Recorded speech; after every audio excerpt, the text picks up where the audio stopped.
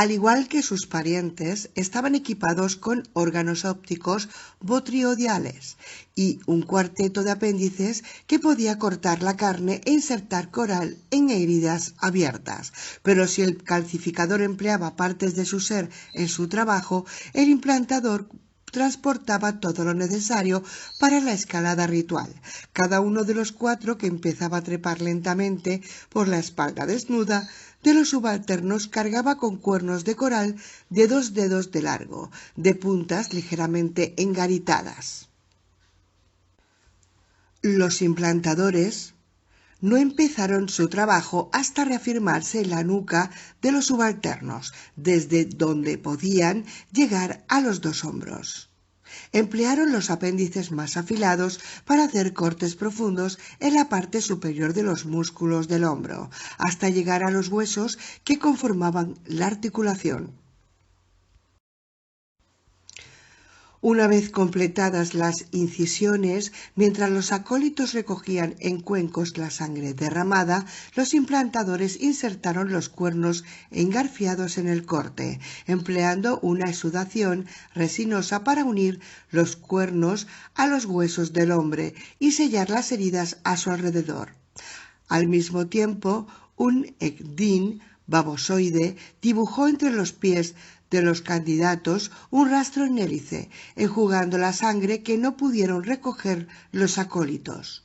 Aunque el sudor corría libremente y las piernas le temblaban, ni un solo de los oficiales gritó de dolor o hizo la menor mueca. Complacido con su sangre fría, Choca hizo una seña a 4 de sus ayudantes, que se apresuraron a adelantarse hacia ellos con capas de mando de diferentes colores plegadas con cuidado.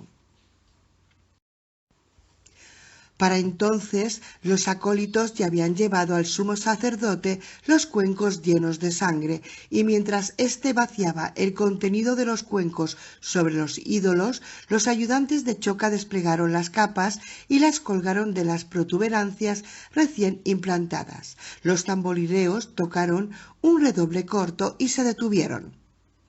«Habéis ascendido y sido rehechos», pronunció Choca, «y ahora que lleváis la capa de mando, se os hará entrega de vuestra propia nave, se os nombrará jefes de sector y se os encomendará la labor de supervisar y reeducar al populacho de los mundos que conformen vuestro dominio».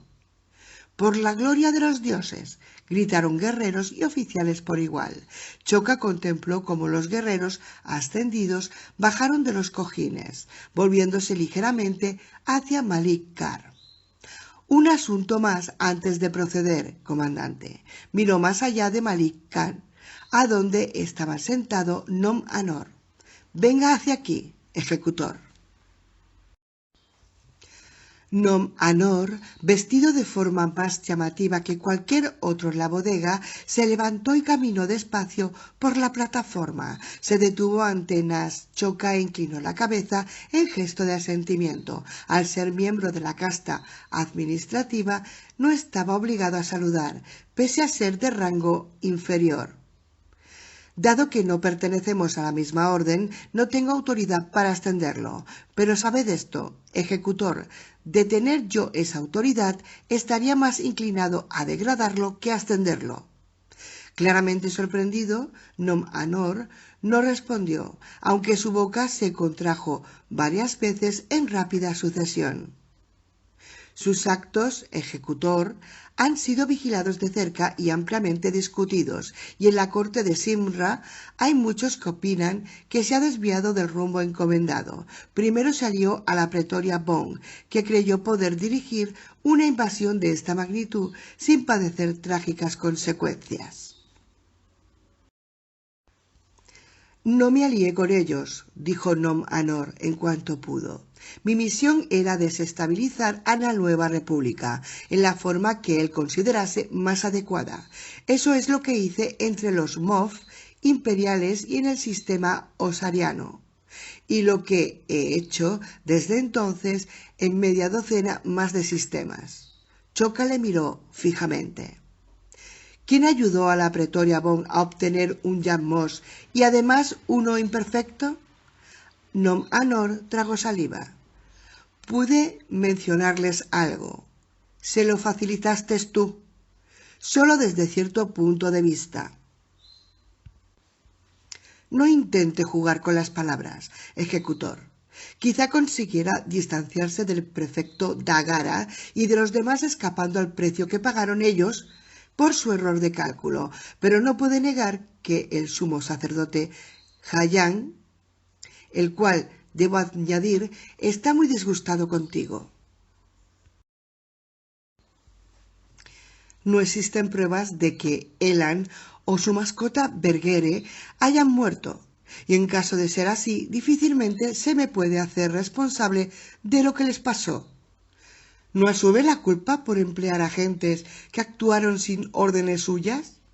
Nom Anor añadió fuerza a su tono de voz. Mis agentes pretendían complacerme. Complacemos. Recuperando a Elan, no tuve conocimiento de sus planes hasta que fue demasiado tarde. ¿Es cierto que Elan debía de asesinar a varios caballeros Jedi? Lo es. Choca atemperó su voz con curiosidad. ¿A qué viene esta fascinación por los Jedi, ejecutor?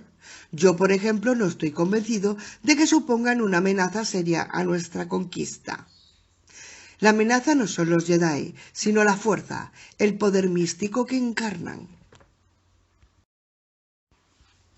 La fuerza no es más que una idea, dijo Choca sonoramente, y la mejor forma de acabar con una idea es reemplazándola con otra mejor, como la que nosotros traemos. Nomanor se arriesgó a soltar un bufido complaciente. Como diga, comandante supremo. Y ahora el comandante Malikar me dice que ha sido usted básico para obtener la alianza de las criaturas que ocupan este espacio, esos Hat. El ojo sano de Nomanor se estrechó. Los Hat son vitales para un plan concebido por el comandante Malikar y por mí para infligir una derrota significativa a la nueva república. De hecho, inclinó la cabeza a un lado. Llega en un momento muy auspicioso, pues pronto pondremos en acción parte del plan. Si nos acompaña en combate, podrá ver de primera mano cómo se desarrolla nuestro plan para conquistar los mundos del núcleo antes de la llegada del maestro bélico Sabon La. Choca se tomó un momento para sopesar las consecuencias de una acción semejante y luego gruñó afirmativamente. Iré, pero deje que le prevenga contra los peligros de la ambición, ejecutor. Resulta evidente que está sediento de ascenso, pero no hay atajos para conseguir el rango de cónsul y mucho menos para el de prefecto. Hizo un gesto sobre su hombro. Pida consejo a Yunsuno, ejecutor. El ascenso solo se concede a quien cumple con sus obligaciones para con los dioses. Parece actuar en su propio beneficio, como si se jugara algo personal de los resultados. Se inclinó ligeramente hacia adelante. ¿O es que le han corrompido esta galaxia y las creencias paganas de quienes la pueblan? Nomanor sostuvo la mirada, deseando llevar en la cuenca vacía de su ojo un prayerín bol esculpidor de veneno. Solo me importa lo que esta galaxia puede proporcionar a los Yuhanbong. Clavó la mirada en Malikar. Con el debido respeto, comandante, nuestro objetivo nos espera. Malikar asintió en dirección a Choca. Dice la verdad. El comandante supremo cruzó los brazos. Realicemos los sacrificios y veamos lo que han pensado el comandante Malikar y el ejecutor Nom Anor. Señaló al grupo de prisioneros. Que avancen los cautivos. Puede que sea su sacrificio y ayude a que el ejecutor Nom Anor obtenga la victoria que tanto necesita. Capítulo 16. Desde un punto de vista completamente objetivo, las batallas espaciales no dejan de tener una belleza salvaje, un esplendor incendiario. Cualquier comandante de nave de guerra o piloto de caza lo admitiría si se le ordenase decir la verdad. Los más ingenuos hasta confesarían los momentos de emoción o, como mínimo, los momentos de hipnótica fascinación que sienten ante las descargas láser alineadas o el fulgor estroboscópico de las explosiones breves que bastan para poner a un piloto fuera de sí. Añade distancia a ese espectáculo y el encantamiento se multiplica por 100, pues junto a la luz violenta y coherente tenemos el terciopelo negro sobre el que se recortan estrellas, planetas, lunas y toberas de naves encendidas, quemadas por la luz estelar, reducida a fugaces cometas, girando y haciendo piruetas en un lento y pirotécnico ballet de muerte. La batalla de Tina no fue una excepción. Estar a 700.000 kilómetros de distancia de la gema de color verde oscuro y frío azul, castigada por las explosiones, era como tener un palco de entresuelo en la ópera de Coruscant, compensando la altura con la carencia de detalles, y al igual que en la ópera, había ayuda tecnológica disponible para todo aquel que deseara presenciar la acción en primer plano. El mayor Showalter podría haberse expresado así ante su compañera, la oficial de inteligencia Belinda Calenda, pero temía ser incomprendido. Por tanto, se guardó sus pensamientos mientras las dos mujeres al timón del KDI Light Steel 18 de reconocimiento LSR se echaban cada una a un lado para permitir que tanto él como Calenda tuvieran una visión sin obstáculos de la destrucción de Tina.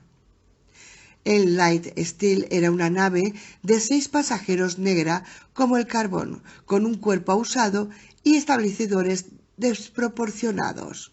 Era lo más parecido que había a una nave estelar capaz de permanecer oculta incluso siendo escaneada, a diferencia de la gran variedad de naves diseñadas por Ray Sienar en tiempos del Imperio, como el Sección Imperial 19 o los brujos Wartanel. El SLR no tenía un sistema de ocultación, sino que se había construido para ser invisible y viajar a gran velocidad. Estaba erizado de antenas de bajo perfil y atiborrado de anuladores de sensores, transmisores de hipercomunicación en banda ciega, escáneres de cristal gravimétricos, que podría observar todo el universo que lo rodeaba y ser más veloz que cualquier cosa que pudiera percatarse de su presencia. Los pilotos de la nave, cedidos temporalmente por el escuadrón Fuerza Negra de la División de Inteligencia, garantizaron a Showalter que el LSR podía moverse dentro del alcance visual de los Yuhan-Bog y así aún evitar su detección. Pero Showalter no tenía deseos de acercarse a ellos más de lo necesario. De todos modos, estaban allí solo como observadores. «Es horrible», dijo Calenda, apartándose de los estrechos miradores. «No soporto quedarme aquí quieta, sin hacer nada. Mostrarnos haría que los Yuhan-Bog descubriera que hemos encontrado un fallo en sus planes», señaló Showalter, confirmando que no podían hacer nada. Dio punto final a sus meditaciones sobre la belleza de la batalla y frunció las comisuras de la boca. «Pero estoy de acuerdo en que es horrible». Calenda era delgada, de piel oscura y ojos algo vidriosos, mientras Showalter era robusto, pálido y llamaba la atención un poco más de lo que inteligencia deseaba en sus agentes.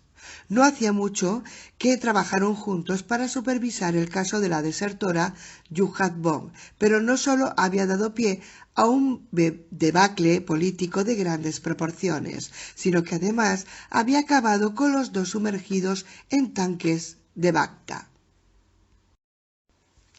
En sus momentos de intimidad, Showalter seguía reprochándose el haberse dejado manipular tan fácilmente por Elan, la sacerdotisa Yuhan-Bog y falsa desertora que también estuvo a punto de matar a Han Solo. Showalter nunca había confiado en ella, pero había relajado la guardia pese a sus sospechas y al final no consiguió entregarla en Coruscant. A menudo se preguntaba qué habría ocurrido de tener éxito. ¿Habría sido también víctima de su aliento venenoso, como estuvo a punto de serlo Solo? ¿Habría conseguido ella su objetivo de asesinar a Luke Skywalker y otros caballeros Jedi? También se preguntó por el destino del extraño ser que acompañaba a Elan, la llamada Bergere, que había huido en una de las cápsulas de salvamento del halcón milenario, quizá para volver a manos enemigas o quizá no. Calenda también tenía cicatrices del asunto, ya que la habían acusado de divulgar involuntariamente detalles vitales a un informador desconocido perteneciente al Senado o al Consejo de Seguridad e Inteligencia. Era obvio que lo que motivó a Talon Karrde a recurrir a ellos fue sus reputaciones mancilladas. Karrde y el hecho de que los Jedi hubieran descubierto pruebas que relacionaban al mercado de especia con los mundos de la Nueva República es inminente peligro de ser atacados por los Yuuzhan Vong. Pero la naturaleza de esta relación era tan tenue que pocos le habían prestado atención, exceptuando a 2 oficiales difamados deseosos de limpiar su nombre a cualquier precio. Al saber que los militares de alto rango no se sentirían inclinados a hacerles caso, Showalter y Calenda solo habían compartido la información de Karrde con miembros selectos de la comunidad de inteligencia. Uno de esos miembros les había mantenido informados de los movimientos de las flotas Yuuzhan Vong en el espacio Hutt y de todas las alteraciones de la holored que tenían lugar en las rutas hiperespaciales que conectaban al espacio Hutt con el sistema T'Nani. El salto de varias naves bélicas desde el espacio Hutt había bastado para que Showalter y Calenda apostaran por el lugar al que se dirigía esa flotilla. Iban camino de Tina cuando les confirmaron las alteraciones en la holored y llegaron casi simultáneamente a las naves Yuuzhan Vong. Calenda se abrazaba al cuerpo con fuerza mientras miraba hipnotizada los distantes fogonazos de luz. ¿Qué estamos pensando, Showalter? Debimos intentar traer a la fuerza de defensa. Ya hemos discutido eso. Reflexionó amargamente.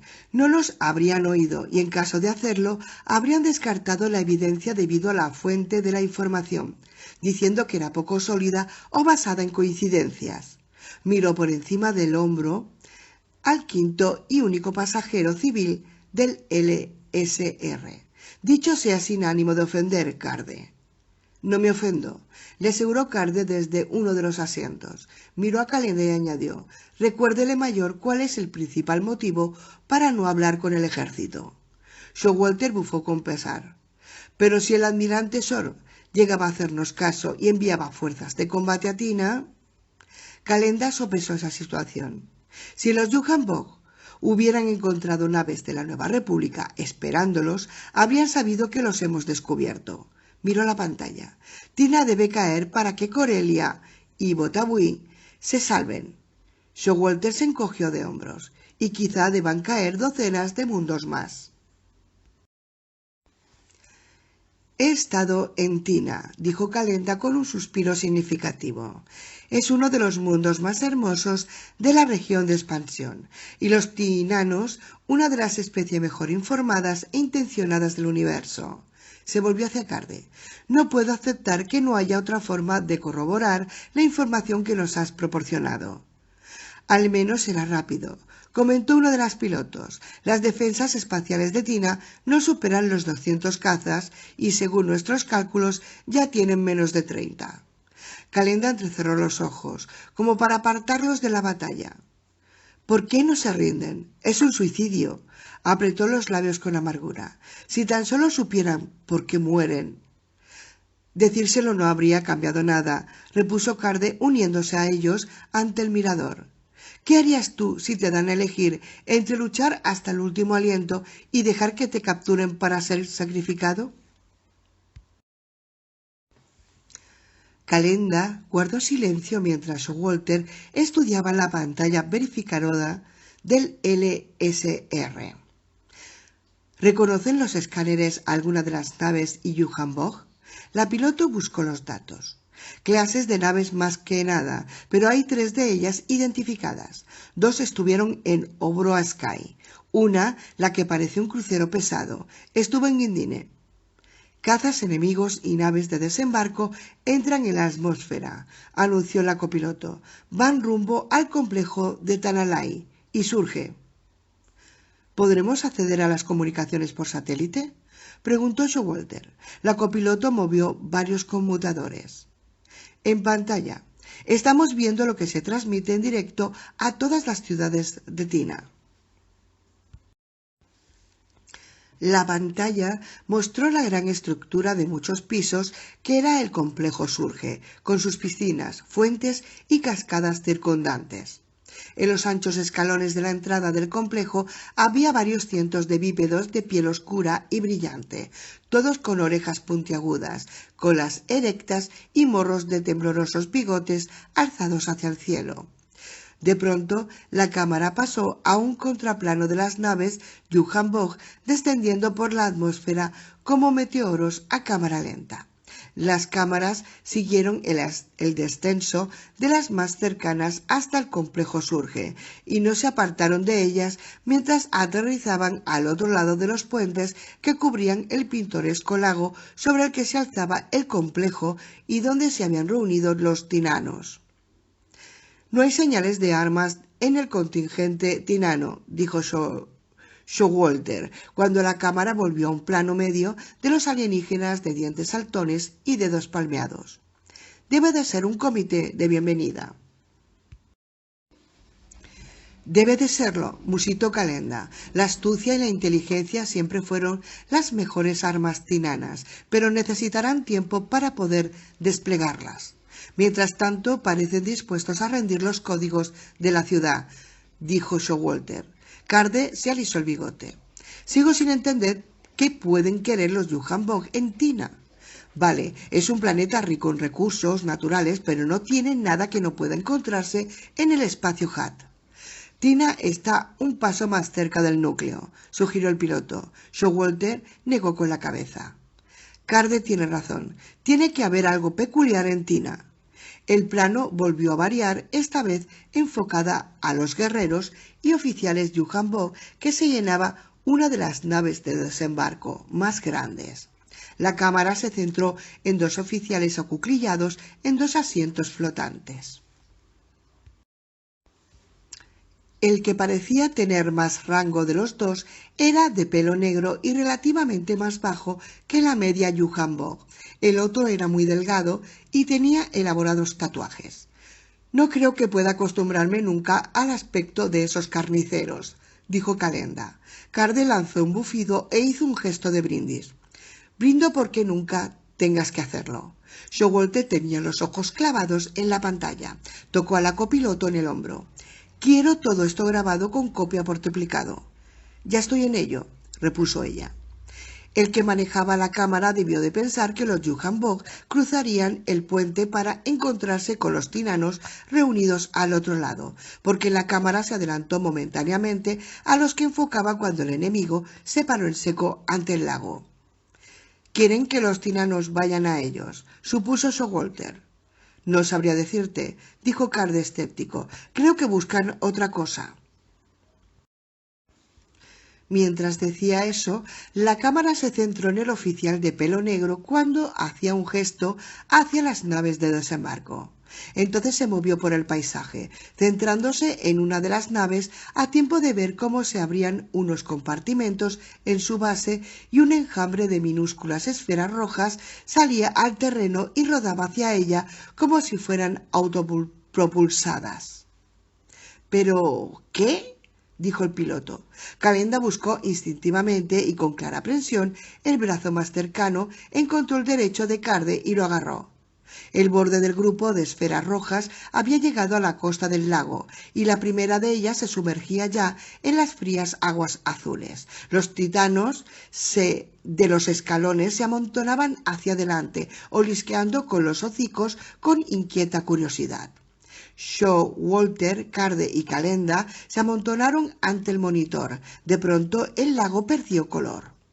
Lo primero que pensó Showalter fue que le había pasado algo a la señal de satélite, pero cuando alzó los ojos hacia el mirador del LSR, vio incluso a esa gran distancia del planeta que el brillante azul de las aguas del norte de Tina cambiaba rápidamente a un enfermizo tono amarillo pálido. En ausencia del comandante supremo, Chokha y el Malikkar, y ante la segura victoria de Tina, los sacerdotes realizaron los rituales necesarios para sacar de su nido en el Yamka un enorme Bilip que Chokha había traído consigo desde el otro extremo de la galaxia. Entre los ritos estaba la entonación de incontables oraciones, el uso de mucha sangre para sacrificios e incesantes caricias en el borde óseo, que era el rasgo más prominente del Bilip con forma de casco. Cuando los comandantes volvieron de su breve visita a Tina, el Bilip había sido reubicado en el entorno ceremonial de una bodega donde solo se encontraban los sacerdotes más exaltados. Bajo su enorme compañero se hallaban los Bilip transmisores unidos en consciencia a Nash, Chokha y Malikkar, los cuales realizaron una genuflexión ante el enorme comunicador, agachando las desnudas cabezas, cruzando las muñecas sobre la rodilla elevada y con las capas de mando extendidas a su alrededor como si fueran sudarios. Los sacerdotes se sentaban cerca con las piernas cruzadas, entonando una invocación que podría el Bilip en contacto secuencial con decenas de Bilip de señales posicionadas en el espacio o a lo largo de su sendero de conquista. Una cavidad semejante a una cuenca de ojo cobró vida con sonoros ruidos de absorción en el centro del borde óseo del Bilip. Entonces el Bilip se hinchó a lo largo de ese borde, asumiendo los rasgos del maestro bélico Sabon La. Sabon La, protector electo del sumo sacerdote y señor Sinra, y encaminado a una especie de apoteosis, había llegado a asemejarse a la encarnación de Ñanca, dios de la guerra, mediante de su cara con el pelo negro echado hacia atrás y con borlas en las puntas. Las borlas azules bajo ojos que eran todo pupila cayeron como bolsillos hasta las comisuras de una boca de aspecto cruel, y una profunda arruga biseccionó su cráneo entre oreja y oreja. Sus labios gruesos estaban accidentados con una mirada de cicatrices y sus orejas sobresalían del cráneo como pequeñas alas, descendiendo el óvulo de cada de una hasta casi tocar los hombros, como alargadas gotas de cera derretida. Bajo el cuello, escamas superpuestas del color del óxido crecían desde el esternón y las clavículas como placas de armadura. «Contemplad a vuestro líder», dijo el Bilip de Sabon La a los comandantes con voz distorsionada por el espacio y el tiempo. «Maestro bélico», dijeron los dos al azar la mirada. Los dos conocían el papel que había tenido el maestro bélico en el envenenamiento de Hitor y la caída de dominio Shai. Deshonrar a Sabon La era cortejar una muerte segura. Los ojos del facsímil se clavaron en Nash Chokha. «Informe de los últimos acontecimientos, comandante supremo. Hemos ocupado el mundo llamado Tina, poderoso, que cayó en nuestras manos con tan poca lucha que lo habríamos considerado indigno de no ser tan conveniente a nuestras necesidades y nuestra campaña». Los ojos se desplazaron hacia Malikkar. «Quisiera oír más de eso». Las plácidas aguas de Tina proporcionarán un diadobin basal del tamaño necesario para superar los escudos que protegen Coruscant y otros mundos del núcleo.